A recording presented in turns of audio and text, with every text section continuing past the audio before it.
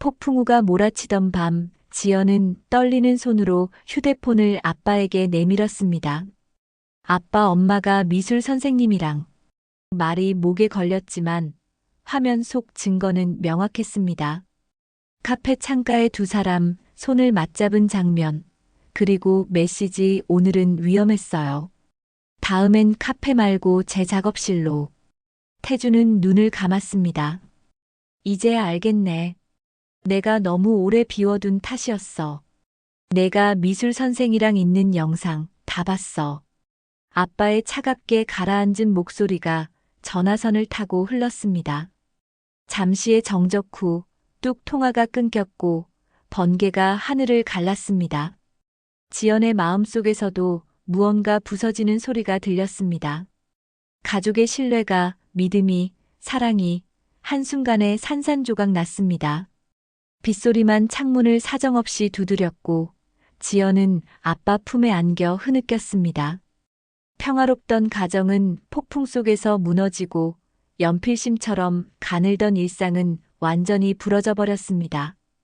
오늘 사연이 뚝뚝 시작하기 전 무료 버튼인 구독과 좋아요 부탁드려요.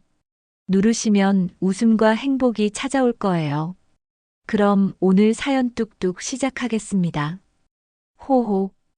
2025년 봄 서울 연희동 골목길에는 따뜻한 햇살이 내려앉았습니다.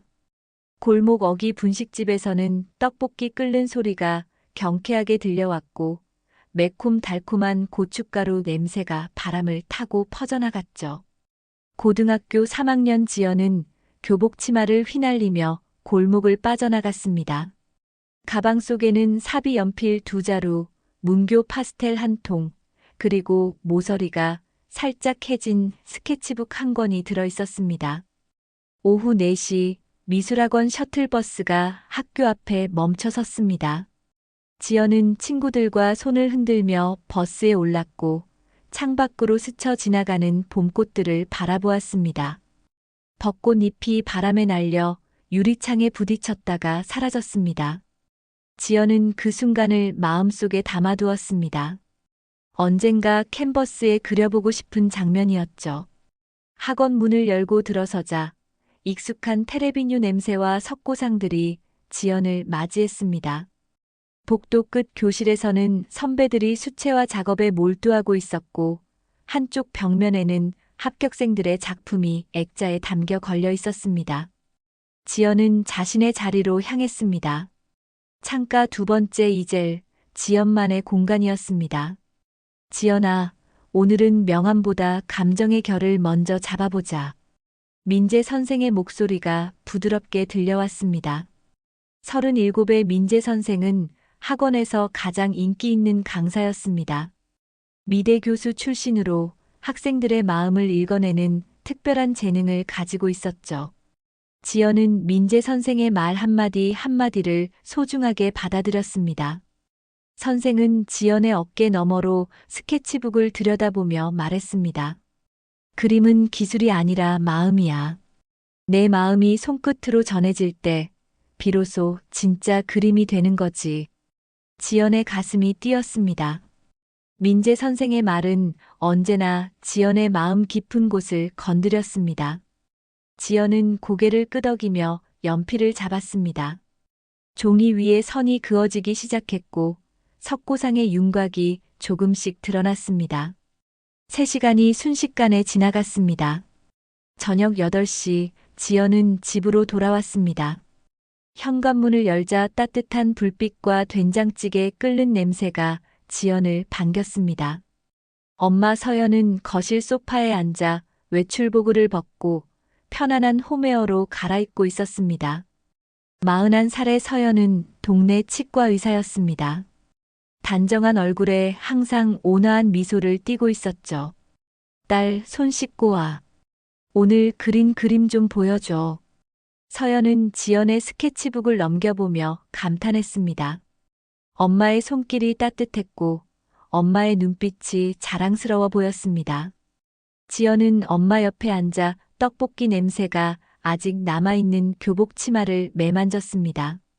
식탁에는 지연이 좋아하는 반찬들이 차려져 있었습니다.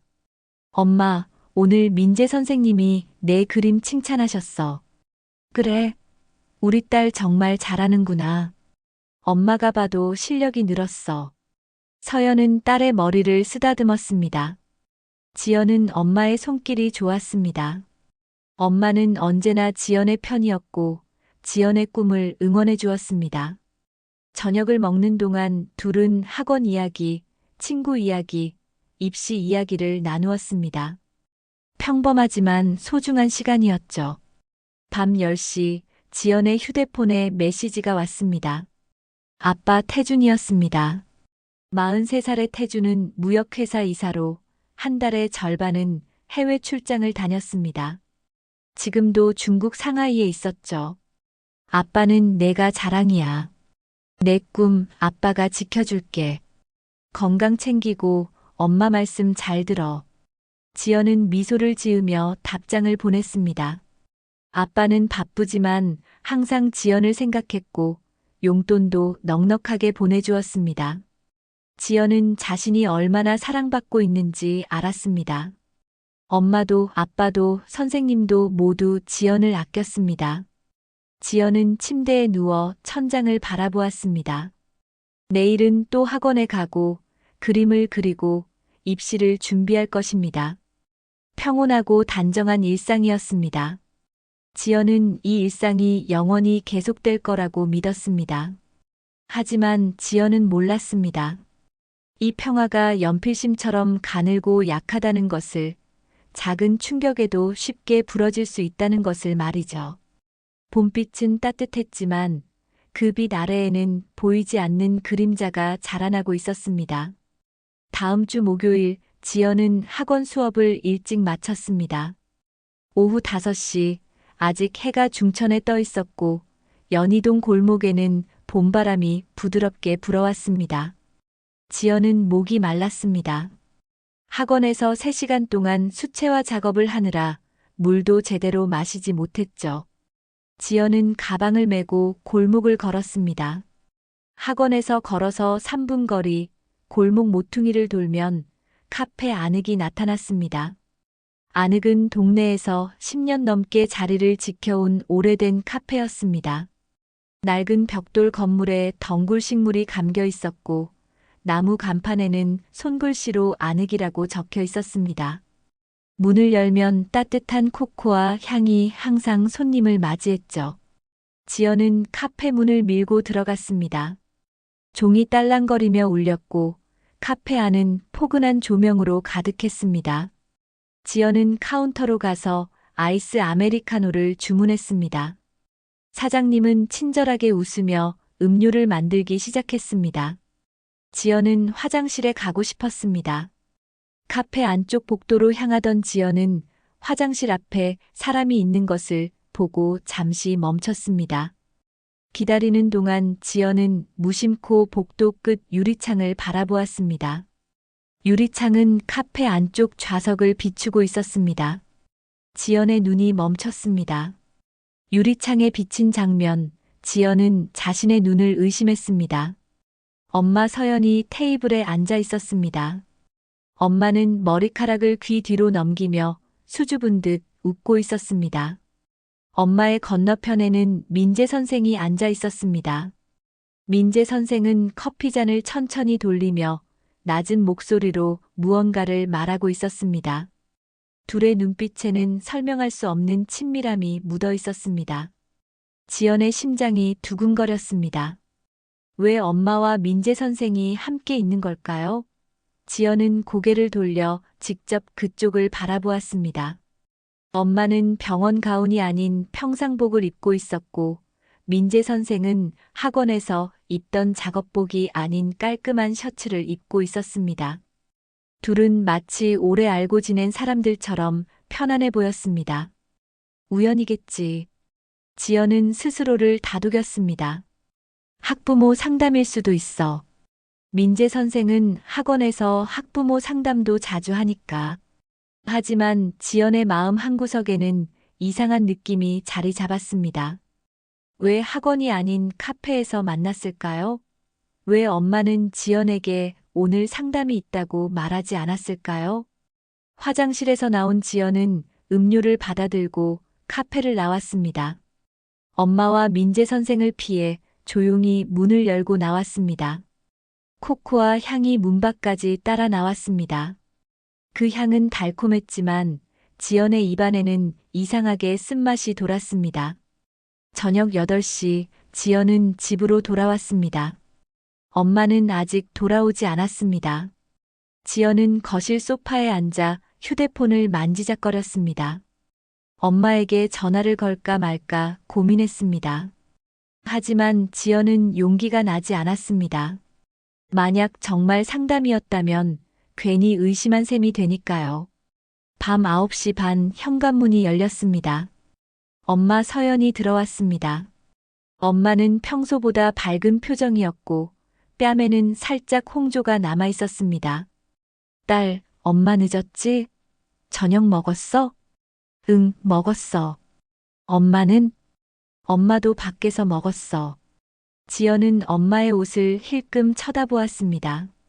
오후에 카페에서 본 그 옷이었습니다. 지연은 숨을 깊이 들이마셨습니다. 엄마, 오늘 병원 일 많았어? 응, 환자가 좀 많았네. 아, 그리고 학부모 상담도 있었어. 서연의 말끝이 살짝 흔들렸습니다. 지연은 엄마의 눈을 바라보았습니다. 엄마는 자연스럽게 웃으며 부엌으로 향했습니다. 지연은 뭔가 이상하다고 느꼈습니다. 엄마의 미소가 평소와 달랐습니다. 너무 밝았고 너무 들떠 있었습니다. 지연은 슬리퍼를 신고 엄마 차가 주차된 지하 주차장으로 내려갔습니다. 차 문을 열고 뒷좌석을 확인했습니다. 지연의 손이 멈췄습니다. 뒷좌석 가죽 시트 위에 하얀 손수건이 놓여 있었습니다. 지연은 손수건을 집어들었습니다. 손수건 모서리에는 작은 자수가 놓여 있었습니다. MJ라고 수놓아진 알파벳이었습니다. 지연의 손이 떨렸습니다. 민재. 민재 선생의 이름 첫 글자였습니다. 지연은 손수건을 다시 제자리에 놓았습니다. 심장이 빠르게 뛰었습니다. 지연은 천천히 계단을 올라 집으로 돌아왔습니다. 거실에서 엄마는 텔레비전을 보고 있었습니다. 지연은 엄마 옆에 앉았습니다. 엄마, 오늘 누구랑 상담했어? 응. 아, 학원 선생님이랑. 민재 선생님? 서연의 눈빛이 순간 흔들렸습니다. 하지만 금방 미소를 지으며 대답했습니다. 응, 내 입시 준비 상황 점검하려고. 어디서 만났어? 학원에서 아니, 근처 카페에서. 학원은 학생들이 많아서 조용히 얘기하기 어렵잖아. 지연은 더 이상 묻지 않았습니다. 엄마의 대답이 자연스러웠지만 지연의 마음속에는 의심이 뿌리를 내리기 시작했습니다. 그날 밤 지연은 잠을 이루지 못했습니다. 머릿속에는 카페 안에게 유리창에 비친 장면이 계속 떠올랐습니다. 엄마의 수줍은 미소, 민재 선생의 낮은 목소리, 그리고 손수건의 수놓인 글자들. 코코아 향이 아직 코끝에 남아있는 것 같았습니다. 그 향은 달콤했지만 지연의 속은 계속 쓰렸습니다. 다음 날 지연은 결심했습니다. 더 이상 모른 척할 수 없었습니다. 만약 엄마와 민재 선생 사이에 정말 아무것도 없다면 지연의 의심은 기우로 끝날 것입니다. 하지만 만약 뭔가 있다면 지연은 알아야 했습니다. 진실을 마주해야 했습니다. 지연은 자신이 가장 잘하는 방식으로 기록하기로 했습니다. 그림을 그리듯이, 선을 긋듯이 하나하나 모아서 전체 그림을 완성하는 것처럼 말이죠. 지연은 학원 가방에 휴대폰을 항상 꺼내기 쉬운 곳에 넣어두었습니다. 카메라 앱을 빠르게 실행할 수 있도록 설정도 바꿔놓았습니다. 월요일 오후 지연은 학원 수업을 마치고 뒷문으로 나왔습니다. 학원 뒷골목은 주택가와 연결된 좁은 길이었습니다. 지연은 골목 모퉁이에 서서 휴대폰을 꺼냈습니다. 시간은 저녁 7시 30분, 하늘은 어스름하게 어두워지고 있었습니다. 잠시 후 민재 선생이 학원 뒷문으로 나왔습니다. 민재 선생은 주변을 둘러보며 골목 끝으로 걸어갔습니다. 지연은 숨을 죽이고 지켜보았습니다. 골목 끝에서 한 여자가 나타났습니다. 엄마 서연이었습니다. 엄마는 병원 가운이 아닌 평상복을 입고 있었습니다. 지연은 재빨리 휴대폰 카메라를 켰습니다. 골목은 CCTV 카메라 사각지대였습니다. 아무도 이곳을 보지 못했습니다. 지연만 빼고요. 지연은 조용히 셔터를 눌렀습니다. 화면 속에 두 사람의 모습이 담겼습니다.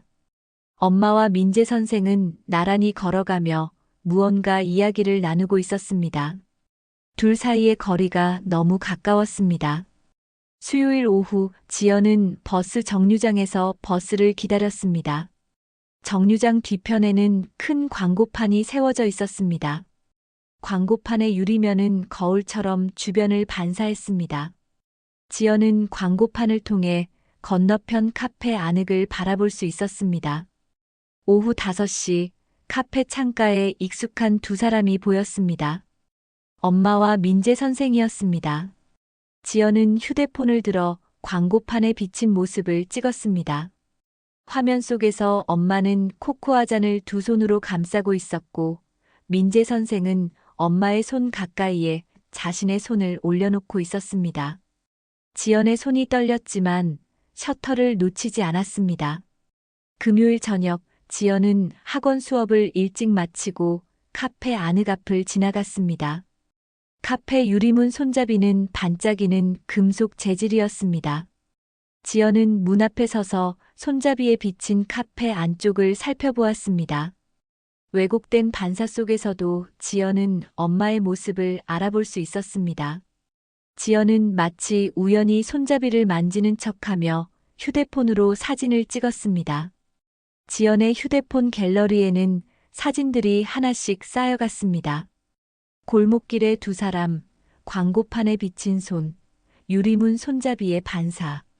모두 흐릿하고 불완전했지만 지연에게는 충분한 증거였습니다. 며칠이 지난 어느 날 저녁, 엄마 서연이 집에 돌아왔습니다. 엄마의 손목에는 새로운 팔찌가 빛나고 있었습니다. 은색 체인에 작은 보석이 박힌 섬세한 디자인이었습니다. 엄마는 팔찌를 만지작거리며 지연에게 말했습니다.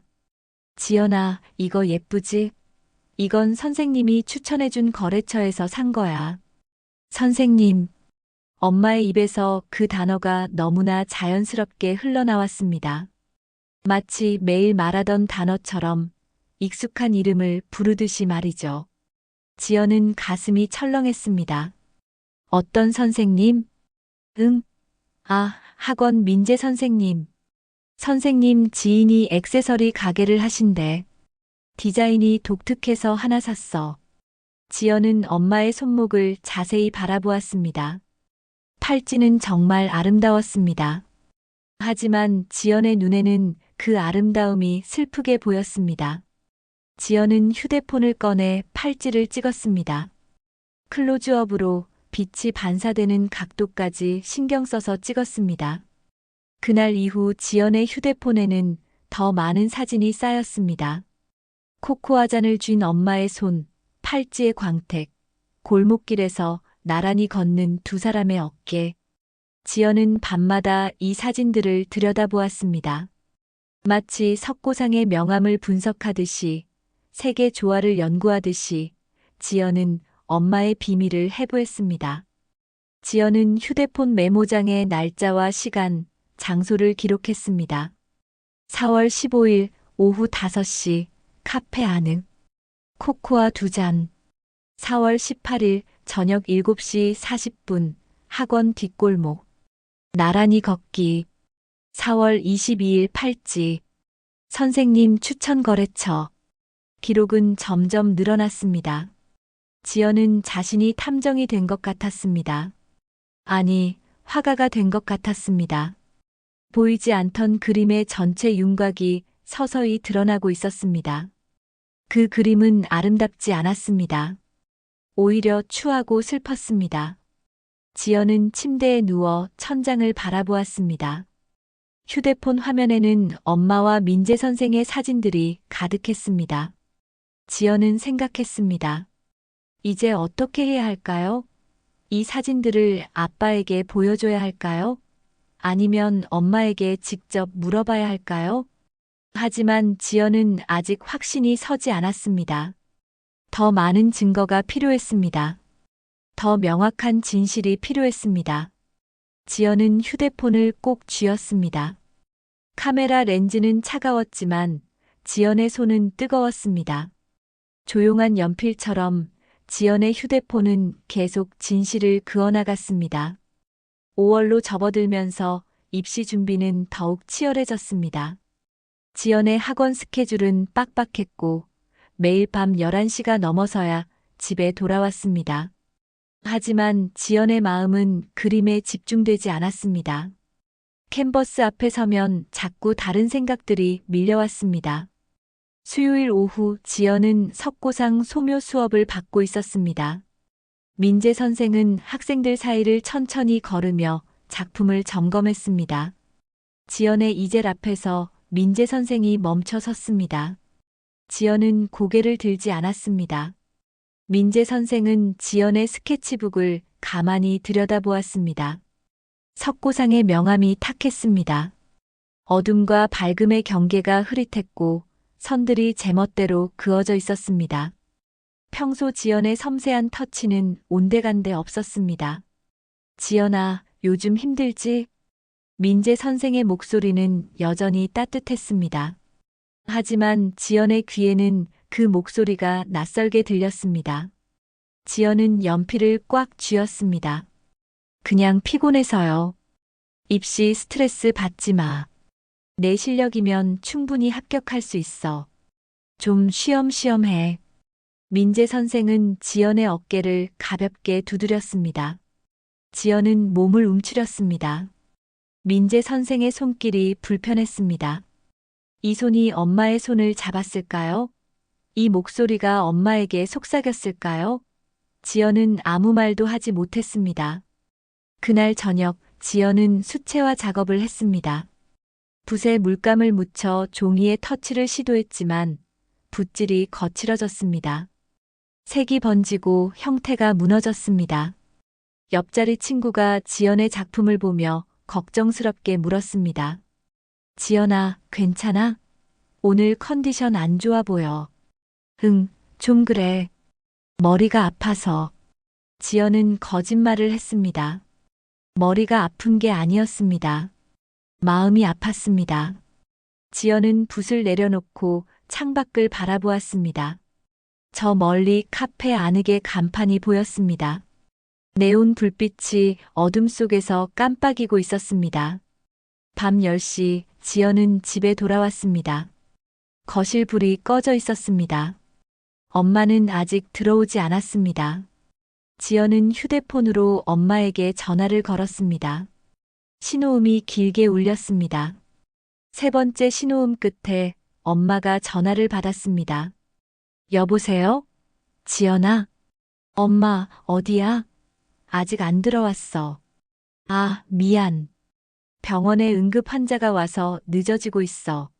조금만 기다려. 금방 갈게. 배경에서 희미하게 음악 소리가 들렸습니다. 병원에서는 들리지 않을 법한 잔잔한 재즈 음악이었습니다. 지연은 입술을 깨물었습니다. 응, 알았어. 지연은 전화를 끊고 소파에 앉았습니다. 시계를 보니 10시 15분이었습니다. 지연은 휴대폰을 만지작거리며 기다렸습니다. 밤 11시 40분 현관문이 열렸습니다. 엄마 서연이 들어왔습니다. 엄마는 얼굴이 상기되어 있었고 머리카락이 약간 흐트러져 있었습니다. 엄마는 지연을 보고 미소 지었습니다. 딸, 안 자고 기다렸어? 미안해. 환자 치료하느라 정신 없었어. 엄마, 오늘 환자 많았어? 응, 좀 그랬어. 병원 일이 요즘 너무 많아서 정신이 없네. 서연은 가방을 소파에 내려놓고 부엌으로 향했습니다. 지연은 엄마의 뒷모습을 바라보았습니다. 엄마의 걸음걸이가 평소보다 가벼워 보였습니다. 아, 참. 민재 선생님한테 고맙다고 전해. 내 상담에 시간 많이 쓰셨대. 선생님이 내가 요즘 힘들어 보인다고 걱정하시더라. 지연의 가슴이 철렁했습니다. 엄마와 민재 선생이 지연에 대해 이야기를 나눴다는 뜻이었습니다. 언제 만나서 이야기를 나눴을까요? 얼마나 자주 만나는 걸까요? 엄마는 선생님이랑 자주 만나? 응, 가끔 상담할 때 만나지. 왜? 그냥 궁금해서. 서연은 냉장고에서 물을 꺼내 마셨습니다. 지연은 엄마가 입고 있는 옷을 살펴보았습니다. 평소 병원에서 입는 옷과 달랐습니다. 좀 더 화려하고 좀 더 신경 쓴 듯한 차림이었습니다. 엄마, 나 먼저 들어갈게. 그래, 푹 쉬어. 내일 학원 가잖아. 지연은 방으로 들어가려다 멈춰 섰습니다. 엄마가 벗어놓은 외투에서 낯선 냄새가 났습니다. 지연은 외투 가까이 다가갔습니다. 진한 남자 향수 냄새였습니다. 우디 계열의 묵직하고 깊은 향이었습니다. 지연은 심장이 쿵쿵 뛰는 것을 느꼈습니다.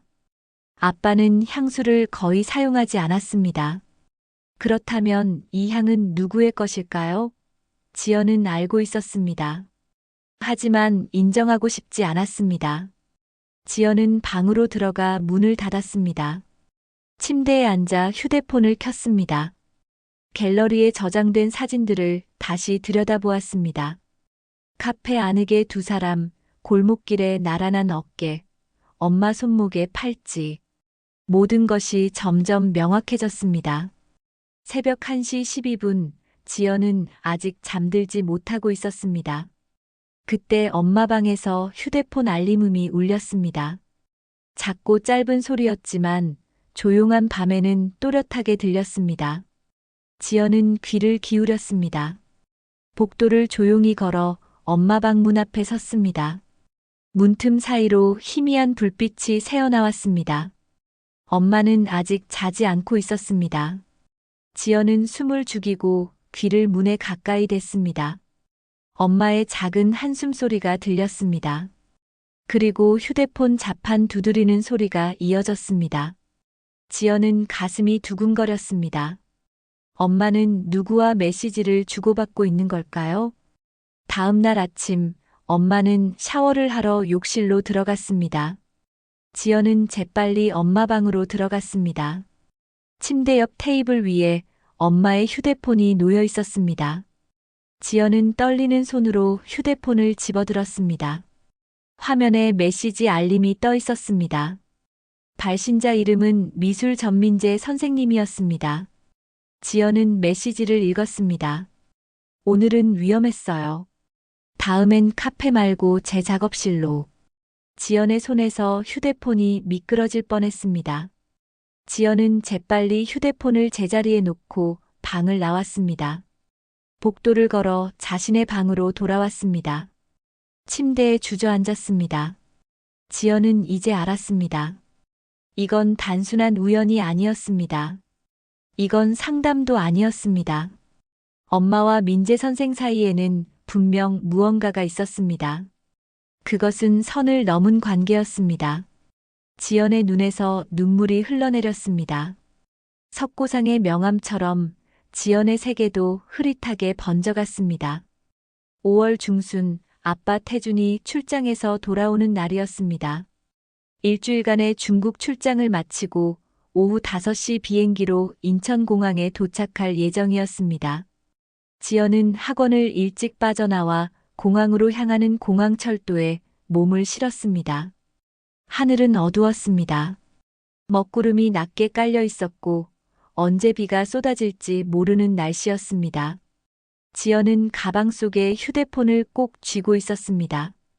휴대폰 안에는 지난 한 달 동안 찍어둔 사진들과 메시지 캡처본이 저장되어 있었습니다. 지연은 결심했습니다. 오늘 아빠에게 모든 것을 말하기로 했습니다. 공항 도착 게이트 앞에서 지연은 아빠를 기다렸습니다. 마음이 무겁고 답답했습니다. 손바닥에는 땀이 배어났습니다. 과연 아빠에게 이 사실을 말해야 하는 걸까요? 혹시 지연의 착각은 아닐까요? 하지만 지연은 알고 있었습니다. 이건 착각이 아니라는 것을 말이죠. 오후 6시 태준이 게이트를 빠져나왔습니다. 캐리어를 끌며 걸어오는 아빠의 얼굴에는 피곤함이 역력했습니다. 하지만 지연을 보자 환한 미소를 지었습니다. 우리 딸 마중 나왔네. 고마워. 아빠 힘들었지? 괜찮아. 딸 얼굴 보니까 피곤한 거 다 날아가네. 태주는 지연의 어깨를 감싸 안았습니다. 지연은 아빠의 품에서 눈물이 날 것 같았습니다. 하지만 참았습니다. 아직은 아니었습니다. 집에 가서 조용한 곳에서 말해야 했습니다. 공항을 나서자 빗방울이 떨어지기 시작했습니다. 처음에는 가늘고 작은 빗줄기였지만 점점 굵어졌습니다. 태주는 재빨리 우산을 펼쳤고 지연과 함께 주차장으로 뛰어갔습니다. 차 안은 조용했습니다. 빗소리만 창문을 두드렸습니다. 태주는 시동을 걸며 물었습니다. 엄마는 오늘 병원 일 있다고 했지? 응. 오늘 저녁은 우리 둘이 먹자. 딸이 좋아하는 돈가스 먹으러 가자. 지연은 고개를 끄덕였지만 입맛이 없었습니다. 차는 빗길을 달렸습니다. 와이퍼가 빠르게 움직이며 빗물을 닦아냈지만 앞유리는 금방 다시 흐려졌습니다. 집에 도착한 것은 저녁 7시였습니다. 비는 더욱 거세게 쏟아지고 있었습니다. 천둥 소리가 멀리서 울렸습니다. 태주는 캐리어를 집 안으로 끌고 들어오며 말했습니다. 날씨가 정말 안 좋네. 오늘은 집에서 배달시켜 먹을까? 아빠. 지연의 목소리가 떨렸습니다. 태주는 딸의 표정이 심상치 않다는 것을 느꼈습니다. 지연의 눈에는 눈물이 맺혀 있었습니다. 왜 그래? 무슨 일 있어? 아빠 앉아봐. 할 말이 있어. 태주는 소파에 앉았습니다. 지연도 아빠 맞은편에 앉았습니다. 지연은 가방에서 휴대폰을 꺼냈습니다. 손이 떨렸습니다. 지연은 심호흡을 하고 입을 열었습니다. 아빠 엄마가 미술 선생님이랑 말이 제대로 나오지 않았습니다. 지연의 목이 메었습니다. 태주는 딸의 손을 잡았습니다. 천천히 말해봐. 무슨 일인데? 지연은 휴대폰 화면을 켰습니다. 갤러리를 열어 사진들을 아빠에게 보여주었습니다. 첫 번째 사진은 카페 안흙의 유리창에 비친 장면이었습니다. 엄마와 민재 선생이 마주 앉아 웃으며 잔을 부딪히고 있었고 창밖에는 안흙이라는 네온 간판이 흐릿하게 반짝이고 있었습니다. 태준의 얼굴에서 미소가 사라졌습니다. 지연은 다음 사진을 넘겼습니다. 학원 뒷골목에서 나란히 걷는 두 사람, 버스 정류장 광고판에 반사된 카페 안의 모습, 엄마 차 뒷좌석에서 발견한 손수건의 자수, 그리고 마지막으로 엄마 휴대폰 화면을 찍은 메시지 사진이었습니다. 오늘은 위험했어요. 다음엔 카페 말고 제 작업실로. 태주는 눈을 감았습니다. 한참 동안 아무 말도 하지 않았습니다. 밖에서는 천둥 소리가 더 크게 울렸고 비는 창문을 사정없이 때렸습니다. 지연은 아빠의 반응을 기다렸습니다. 지연의 가슴은 터질 듯이 뛰고 있었습니다. 태주는 천천히 눈을 떴습니다. 아빠의 눈에는 슬픔과 분노가 뒤섞여 있었습니다. 하지만 목소리는 침착했습니다. 이제야 알겠네. 내가 너무 오래 비워둔 탓이었어. 아빠, 괜찮아. 내 잘못이 아니야. 용기 내서 말해줘서 고마워. 태주는 휴대폰을 꺼내 서연에게 전화를 걸었습니다. 신호음이 3번 울렸습니다. 서연이 전화를 받았습니다. 여보, 출장 잘 다녀왔어? 지금 어디야? 태준의 목소리가 차가웠습니다. 서연은 순간 말을 멈췄습니다. 병원이지. 왜 그래? 무슨 일 있어? 내가 미술 선생이랑 있는 영상 다 봤어.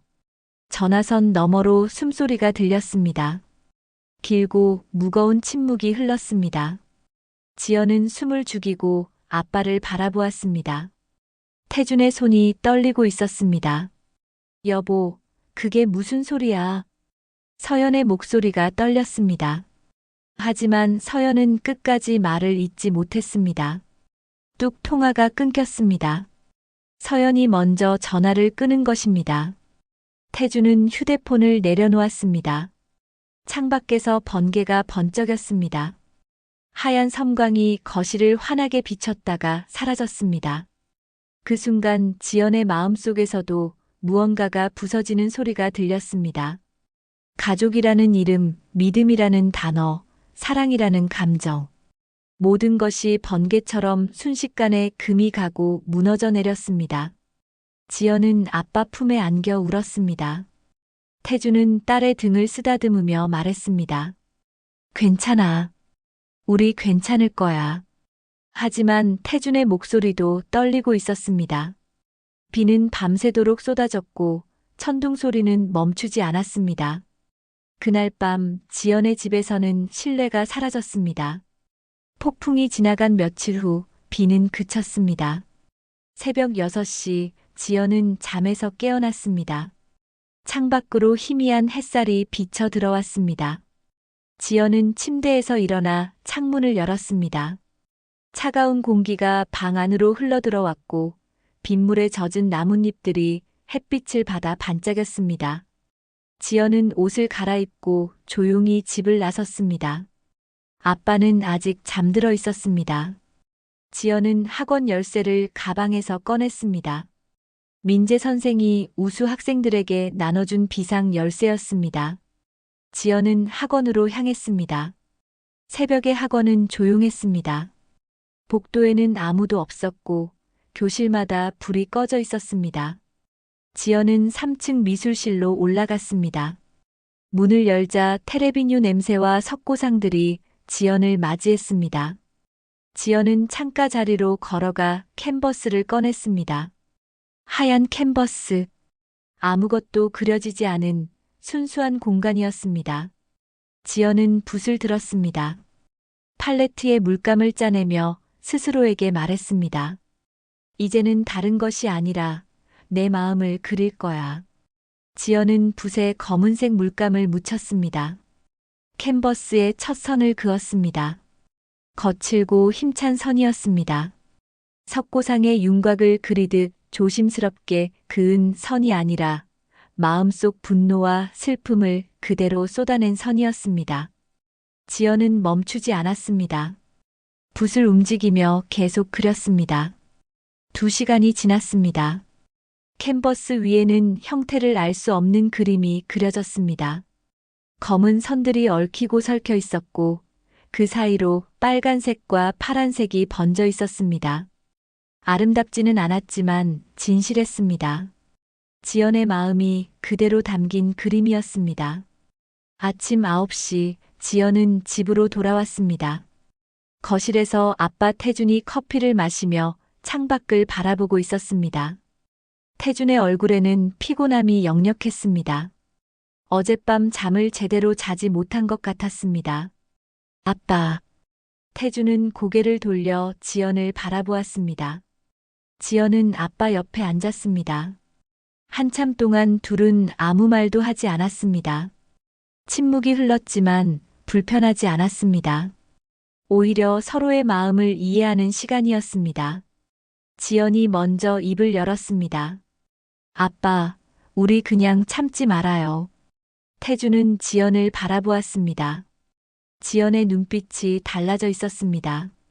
더 이상 혼란스럽거나 두려워하는 눈빛이 아니었습니다. 단단하고 결연한 눈빛이었습니다. 난 도망치고 싶지 않아요. 이 문제를 피하고 싶지 않아요. 엄마가 잘못한 거잖아요. 우리가 숨을 이유는 없어요. 태준은 딸의 어깨를 감싸 안았습니다. 지연의 말이 옳았습니다. 태준도 생각했습니다. 이 문제를 회피할 수는 없다고, 제대로 마주해야 한다고 말이죠. 그래, 내 말이 맞아. 사랑이 사람을 다치게 하면 그건 사랑이 아니지. 아빠는 어떻게 할 거예요? 오늘 엄마를 만나러 갈 거야. 제대로 얘기해야 해. 지연은 고개를 끄덕였습니다. 태주는 지연의 손을 잡았습니다. 지연아, 이 모든 게 내 잘못이 아니야. 넌 아무 잘못도 하지 않았어. 오히려 용감하게 진실을 마주했어.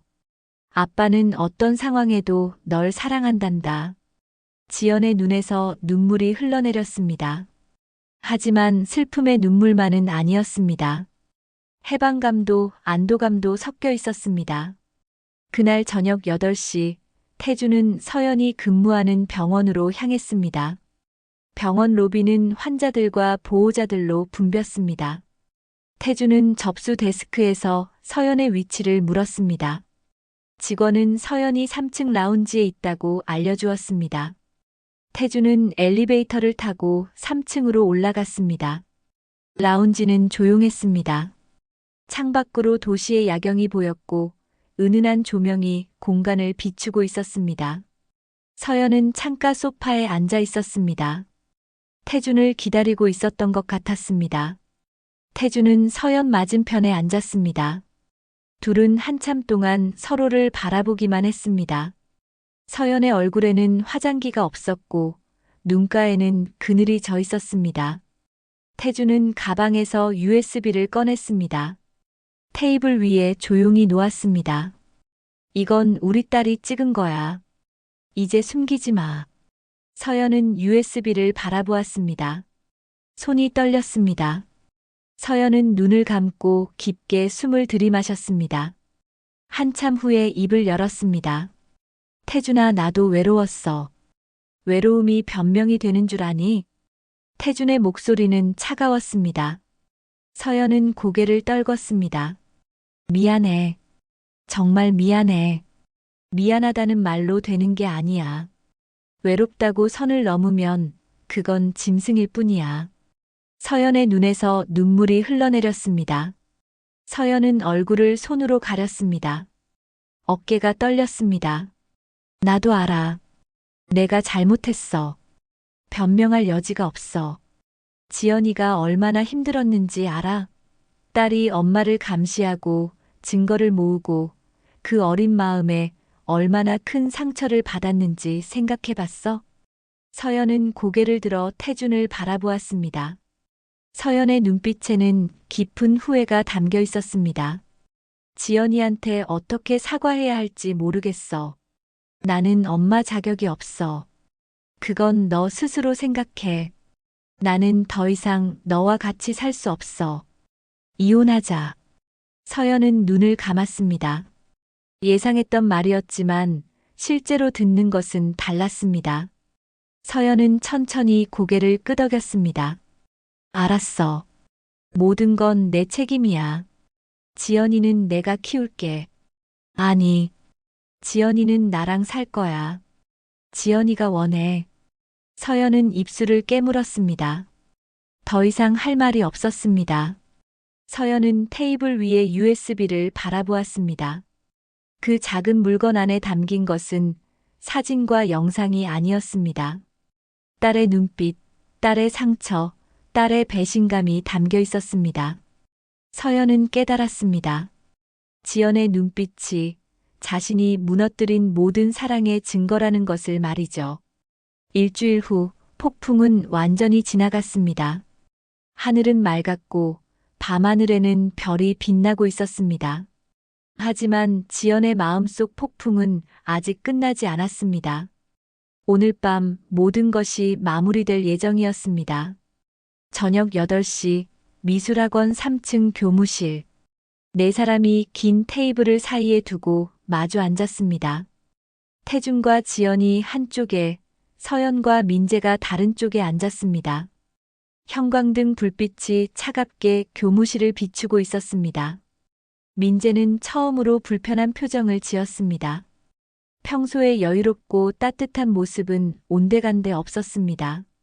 민재는 테이블 위에 놓인 손을 내려다보며 나직하게 말했습니다. 아이 앞에서 이러는 건 잔인하네요. 태준이 차갑게 대답했습니다. 잔인한 건 당신들이 한 짓이지. 우리가 아니야. 침묵이 흘렀습니다. 서연은 지연을 바라보지 못했습니다. 고개를 숙이고 손가락을 만지작거렸습니다. 지연은 엄마를 똑바로 바라보았습니다. 더 이상 피하지 않기로 했습니다. 지연은 가방에서 노트북을 꺼냈습니다. 테이블 위에 놓고 전원을 켰습니다. 화면이 밝아졌습니다. 지연은 USB를 꽂았습니다. 폴더를 열자 수십 장의 사진과 영상 파일이 나타났습니다. 이거 보실래요? 지연의 목소리는 떨리지 않았습니다. 차분하고 단단했습니다.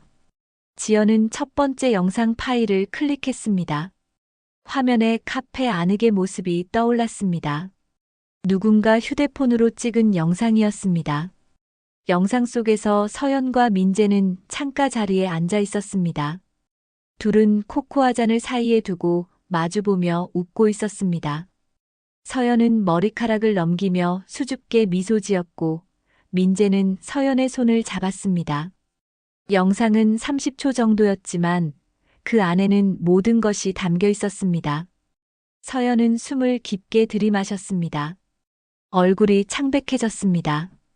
다른 사람이 찍은 영상이라면 부인했겠지만 사랑하는 딸이 받았을 상처를 생각하니 아무 말도 나오지 않았습니다. 민재는 화면을 외면했습니다. 태주는 표정 없이 영상을 지켜보았습니다. 영상이 끝나고 지연은 다음 파일을 열었습니다. 학원 뒷골목에서 찍은 사진이었습니다. 어스름한 저녁, 두 사람이 나란히 걷고 있었습니다. 거리가 너무 가까웠습니다. 다음 사진은 엄마 휴대폰 화면을 찍은 것이었습니다. 메시지 내용이 선명하게 보였습니다. 오늘은 위험했어요. 다음엔 카페 말고 제 작업실로. 서연은 눈을 감았습니다. 더 이상 변명할 수 없었습니다. 모든 증거가 명확했습니다. 지연아, 미안해. 서연의 목소리가 떨렸습니다. 지연은 엄마를 똑바로 바라보며 말했습니다. 엄마, 난 선생님을 존경했어. 선생님이 내게 그림을 가르쳐주고 꿈을 응원해줬어. 근데 엄마가 먼저 나를 속였어.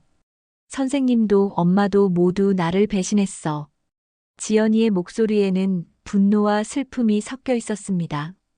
서연은 딸을 바라보지 못하고 고개를 숙였습니다. 눈물이 뺨을 타고 흘러내렸습니다. 태주는 서류 가방에서 서류 봉투를 꺼냈습니다. 테이블 위에 조용히 놓았습니다.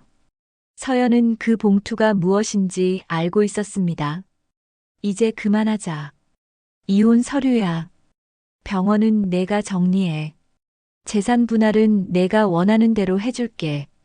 지연이와 난 떠날 거야. 서연은 봉투를 바라보았습니다. 손이 떨렸지만 봉투를 집어들지 못했습니다. 이 봉투를 받는 순간 모든 것이 끝난다는 것을 알고 있었습니다. 지연이는 내가. 지연이는 나랑 살겠다고 했어. 지연이가 선택했어. 서연의 얼굴에서 핏기가 사라졌습니다. 딸마저 잃는다는 것. 그것이 가장 큰 벌이었습니다. 민재가 처음으로 입을 열었습니다. 민재는 서연을 바라보며 나직하게 말했습니다. 서연 씨, 그래도 우린 사랑이었어요. 서연은 민재를 돌아보았습니다. 잠시 망설이다가 고개를 저었습니다. 아니에요. 그 사랑이 내 딸을 다치게 했어요. 그건 사랑이 아니었어요. 민재는 더 이상 말하지 않았습니다. 입술을 꽉 다물고 테이블만 내려다보았습니다. 침묵이 흘렀습니다. 길고 무거운 침묵이었습니다. 형광등의 미세한 윙윙거리는 소리만 교무실에 울렸습니다. 누구도 먼저 말을 꺼내지 않았습니다. 지연은 노트북을 닫았습니다. USB를 빼서 가방에 넣었습니다. 지연은 자리에서 일어났습니다. 전 이제 학원 그만둘게요. 다른 학원으로 옮길 거예요. 민재는 지연을 바라보았습니다. 미안함과 후회가 가득한 눈빛이었습니다. 하지만 지연은 민재를 더 이상 보지 않았습니다. 존경하던 선생님은 이미 사라졌습니다. 태준도 자리에서 일어났습니다. 서연을 마지막으로 바라보며 말했습니다. 서류 작성하고 연락해. 변호사는 내가 소개해 줄게. 서연은 대답하지 않았습니다. 그저 테이블 위에 서류 봉투만 바라볼 뿐이었습니다. 태준과 지연은 교무실 문을 열고 나갔습니다. 복도는 어두웠습니다. 학원에는 아무도 없었습니다. 둘은 나란히 계단을 내려갔습니다. 발소리만 조용히 울렸습니다. 학원을 나서자 차가운 밤 공기가 얼굴을 스쳤습니다. 지연은 하늘을 올려다보았습니다. 별이 빛나고 있었습니다. 지연은 생각했습니다. 이제 끝났구나. 정말 끝났구나. 태준은 지연의 어깨를 감싸며 말했습니다. 잘했어. 정말 고생했어. 지연은 아빠를 바라보며 고개를 끄덕였습니다. 눈물이 흘렀지만 슬픔만은 아니었습니다. 해방감도 함께 있었습니다. 교무실에 남은 서연과 민재는 한참 동안 말이 없었습니다. 서연은 서류 봉투를 집어들었습니다. 무거웠습니다. 종이 몇 장일 뿐인데 세상에서 가장 무거운 것 같았습니다. 민재가 조용히 말했습니다. 미안해요. 서연은 대답하지 않았습니다. 가방을 챙겨 일어섰습니다. 교무실을 나서며 뒤돌아보지 않았습니다. 그 침묵이 모든 것을 끝내주었습니다. 몇 달이 흘렀습니다. 여름이 지나고 가을이 왔습니다. 낙엽이 떨어지고 하늘은 높고 푸르렀습니다. 지연은 새 학원에서 입시를 준비했고 태준은 이혼 절차를 마무리했습니다. 서연은 병원을 정리하고 다른 도시로 떠났습니다. 모든 것이 새롭게 시작되고 있었습니다. 10월 어느 날 인천공항 출국장. 지연과 태준은 큰 캐리어를 끌고 체크인 카운터 앞에 섰습니다. 전광판에는 낯선 도시 이름들이 빛나고 있었습니다. 파리, 런던, 뉴욕. 지연의 목적지는 파리였습니다. 태준이 약속했던 해외 유학이었습니다. 태준은 지연의 여권과 항공권을 확인하며 말했습니다. 아빠가 약속했지. 내 꿈은 아빠가 지켜줄게. 아빠도 곧 올 거지? 응, 일 정리하고 한 달 뒤에 갈게. 그때까진 학교 기숙사에서 잘 지내고. 지연은 고개를 끄덕였습니다. 두렵지 않았습니다. 오히려 설렜습니다. 새로운 곳에서 새로운 시작을 할 수 있다는 것이 기대되었습니다. 탑승 시간이 되어 지연은 출국장으로 향했습니다. 마지막으로 아빠를 돌아보았습니다. 태준은 손을 흔들며 웃고 있었습니다. 지연도 웃으며 손을 흔들었습니다. 그리고 게이트 안으로 들어갔습니다. 석 달 후 파리의 작은 갤러리. 지연의 첫 개인전이 열렸습니다. 학교 선생님의 추천으로 얻게 된 기회였습니다. 갤러리 입구에는 제목이 적혀 있었습니다. 엄마의 그림 속 남자. 작은 갤러리였지만 따뜻했습니다. 벽면에는 지연의 작품들이 걸려 있었습니다. 모두 지난 몇 달 동안 그린 그림들이었습니다. 각 작품마다 지연의 이야기가 담겨 있었습니다. 첫 번째 작품 앞에 많은 사람이 모여 있었습니다. 캔버스에는 검은 선이 거칠게 그어져 있었습니다. 분노와 슬픔이 느껴지는 선들이었습니다. 하지만 그 검은 선 위에는 새벽빛 같은 파란색이 덮여 있었습니다. 희망의 색이었습니다. 작품 옆에는 작은 캡션이 붙어 있었습니다. 사랑이 경계를 넘을 때 나는 나의 선을 새로 긋는다. 관람객들은 작품을 조용히 감상했습니다. 어떤 이는 고개를 끄덕였고 어떤 이는 눈시울을 붉혔습니다. 지연의 그림은 많은 사람에게 울림을 주었습니다. 저녁이 되어 전시장이 한산해졌을 때 지연은 노트북을 열었습니다. 화상 통화 앱을 실행했습니다. 화면에 서연의 얼굴이 나타났습니다. 몇 달 만에 보는 엄마의 얼굴이었습니다. 서연은 많이 여위었지만 눈빛은 예전보다 맑았습니다. 지연아, 전시 축하해. 고마워요, 엄마.